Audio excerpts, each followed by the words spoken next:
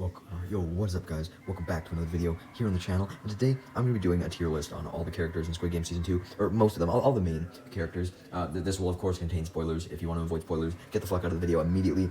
If you want my non-spoiler quick review, go watch it. People say it's shit. I don't think it is. I think it isn't as good as the first season. Not really, but, like, I feel like it kind of does something different, so it's kind of hard to compare the two. Regardless, it's still a really good piece of television. It was really enjoyable.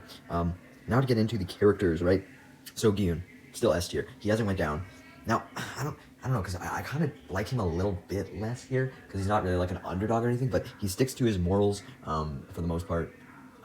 Yeah, he's a badass. He has PTSD and shit at the beginning, and he like gets through it to go back into the game.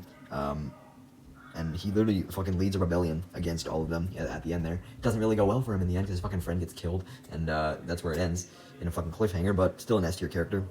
Next is, I forget her name, but she was friends with like a wimpy guy. I guess I'll do him first because it makes more sense to do him first. Here he is. Wait, is that him? Hold up. Yeah. Okay, so this guy, he was like a wimpy guy. I think the hate for him is overblown. I've seen a lot of hate for him online. I don't really love him either, but I'll just go like B tier.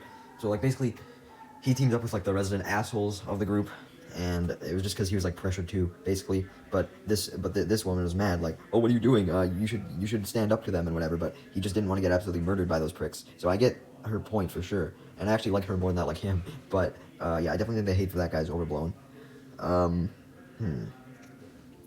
Next, I guess we'll do an actual season 1 returning character, because he appeared in like 2 episodes, but he's Gyun's best friend, and I think he was a very interesting character because he kind of flip-flopped. Like, one time he wanted to end the game, one time he didn't, and he was interesting, I guess.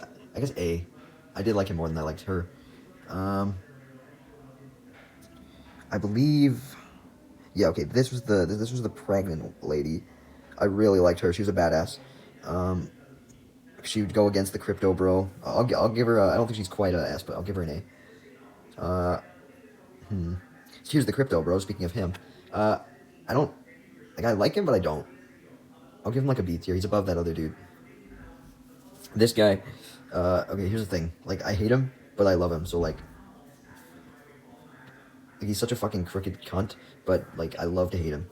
And it's the same thing with Thanos. Yes, that's right. There's legitimately a character named Thanos in this thing. That's not his genuine name, I don't think, but he has like a rapper nickname, and it's Thanos.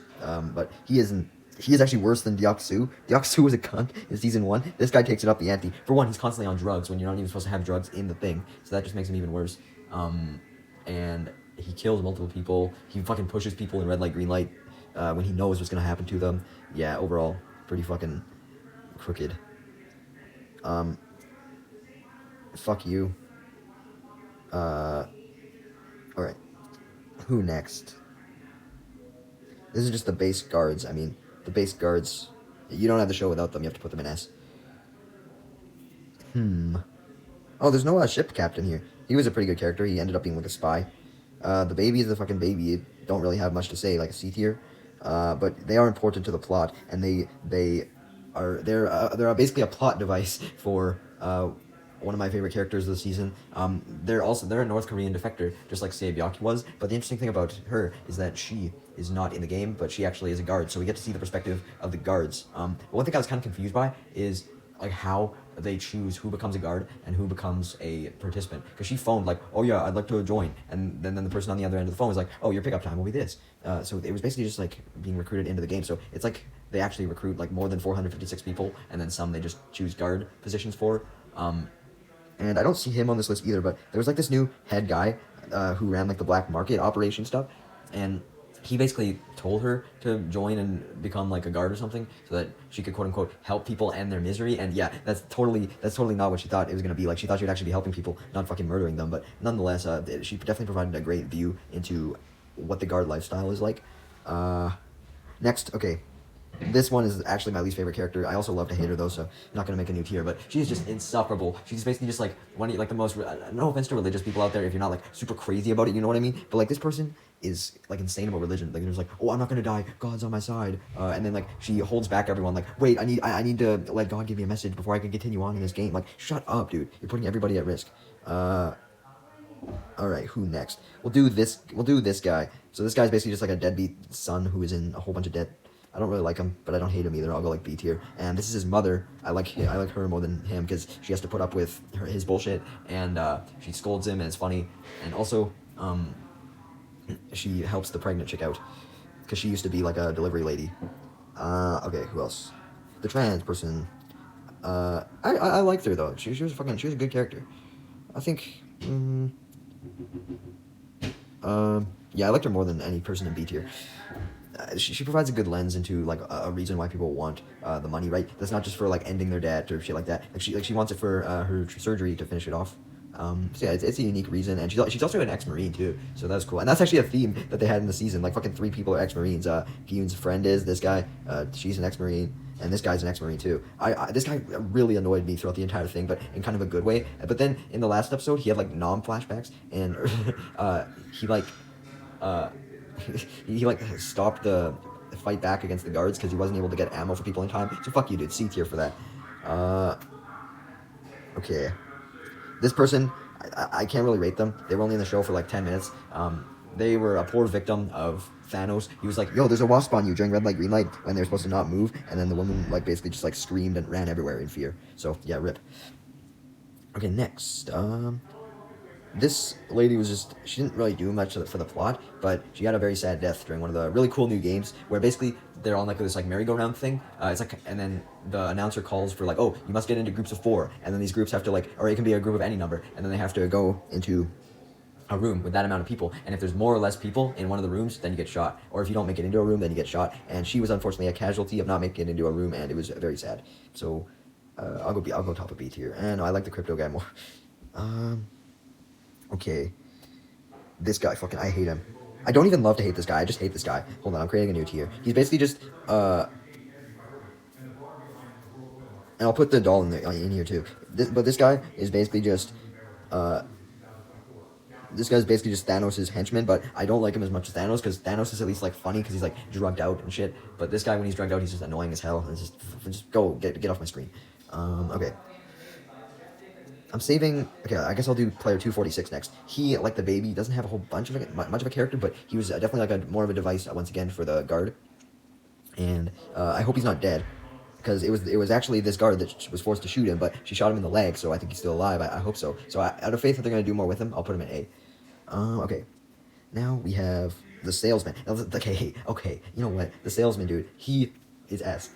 And there's a reason for this.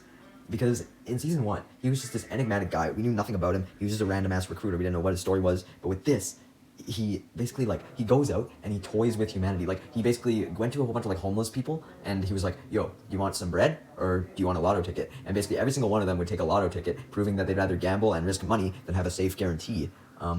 So then, as punishment for that, not only did none of the people get money from the lotto ticket, they also had to watch the salesman stomp on all the bread. And I think that was a really impactful scene.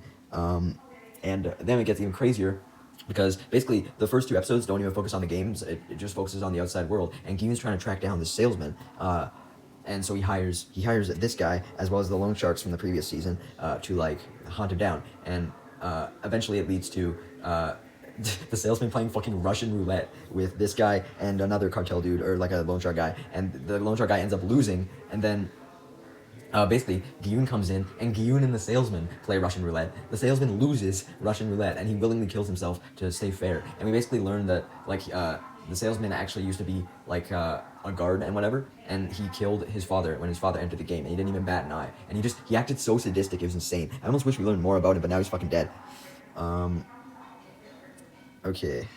Speaking of this, so this was one of the loan shark guys that played the Russian roulette, and he was basically just a comic relief character, and he was just S tier. I fucking love him. Basically, everything he said was like your typical comic relief character, but most of it was well written. There were a few jokes that were like, really, but it wasn't out of place, because it wasn't like jokes in the middle of a game or anything. So S tier, honestly. Junho, I'll always put him in S. He didn't really do much this season, to be fair. He kind of just like went on a boat to look for the island, and he didn't do jack shit really, but he's cool. And then we have Inho. Fucking him and Jiyun are like tied for me. I don't know who I like more, to be honest. He is just, whoa. There was such a good twist. I wasn't expecting it. Where he actually goes into the game as the new number 1 in place of Il-nam. So that begs the question, like, is number 1 always reserved for, like, the founder of the game, or what? But, yeah, he basically befriends Giyun. Giyun has no idea that it's actually the front man that is one of his new friends in the game, and he basically just, it goes into his the show goes into his motives a lot more. Basically, his wife died and shit. And he wanted to like get money to save her, and we actually don't know if he knows that she is dead or not, because we've only seen him inside of the game, and we know that his wife died like 5 years ago. He never refers to her as being dead, but Junho, his brother, refers to her as being dead. So I wonder if that'll spur any change in him if he knows that his wife is dead. There's maybe a reason why he's doing all this and being the leader is because of his wife. So I guess we'll see how that goes down. But overall, season 2 was a very good season. Like I'd give season 1 a 10 out of 10, and I'd probably give season 2 a 9 out of 10. I don't like how there was a cliffhanger ending, but season 3 will be coming in like 8 months, which is way sooner than anything previous. Like when we had to wait like 3 years for season 2 from season 1. So yeah, I'm just very excited for season 3. I have faith that it'll wrap up beautifully. But yeah, let me know if you guys agree with my choices. You probably don't.